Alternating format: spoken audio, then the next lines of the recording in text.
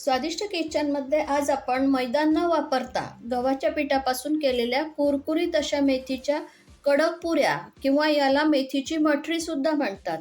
तर मुलांना सहली जाताना आपण स्नॅक्स म्हणून द्यायला सुद्धा हा पर्याय छान आहे. तसेच आपण चहा बरोबर सुद्धा या मठरी खाऊ शकतो.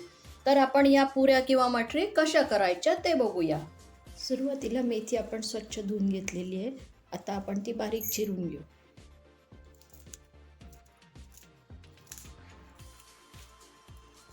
सगळी मेथी आता चिरून झालेली आपली. आता आपण गॅसवरती एक कढई ठेवू.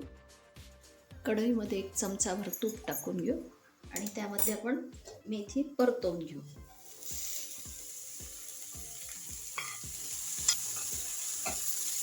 दोन मिनिटं ही एकसारखी परतवून घेतलेली. मी आता गॅस बंद करते.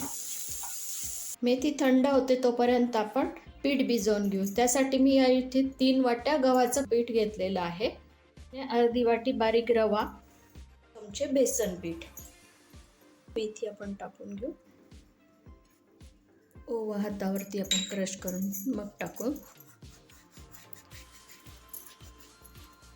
1 चमचाभर तीळ घेतलेली आहे. कसुरी मेथी तिची पण चव छान लागते या मटरीमध्ये. चवीसाठी आपण याच्यात चिली फ्लेक्स टाकणार आहे. तूप टाकणार आहे इथे चमचाभर. मीठ घालू आपण.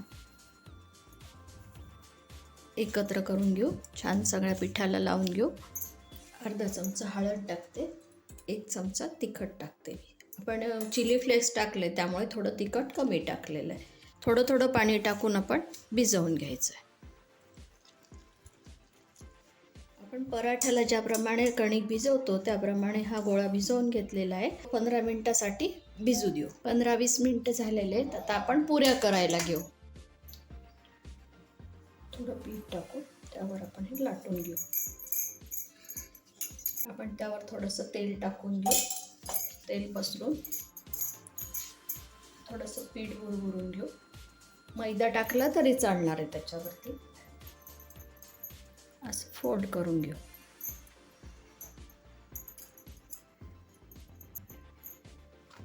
परत एकदा लाटून घेऊ.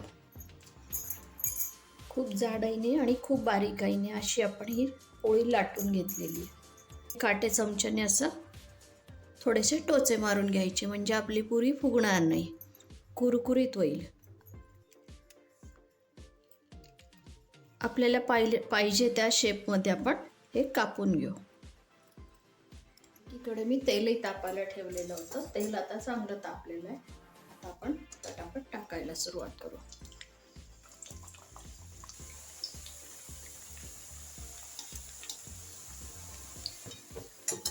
रंग पण बदललेला आहे. मस्त छान रंग आलेला आहे बघा. आता आपण काढून घेऊ आणि दुसरा काढा टाकू. आपण आता सगळ्या पुऱ्या अशा तळून घेऊ. सगळ्या पुऱ्या किंवा मठरी आपली तळून तयार आहे. बघा किती कुरकुरीत छान झालेली आहे. प्रमाण अगदी बरोबर झालेलं आहे. तुम्हाला सुद्धा प्रवासात जायच्या वेळेस तुम्ही मठरी किंवा पुऱ्या करून पहा. मला कमेंटमध्ये कळवा. लाईक करा, शेअर करा, सबस्क्राईब करा. धन्यवाद.